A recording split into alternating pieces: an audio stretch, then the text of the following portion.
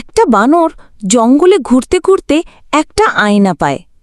সে তাকিয়ে দেখে, ওরে বাবা, আমার মুখে এত ধুলো, এত চুল, আমি তো দেখতে ভয়ঙ্কর।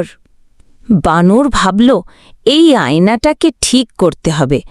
সে আয়নাটা ধুয়ে মুছে চুল টেনে টেনে পরিষ্কার করে ফেলে, কিন্তু তার মুখ তো একই রকমই রইল।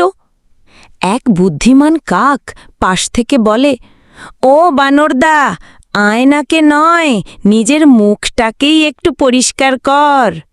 বানর এবার একটা পুকুরে ঝাঁক দেয়, গা ধোয়, আয়নায় দেখে, উফ, এখন তো আমি হিরো।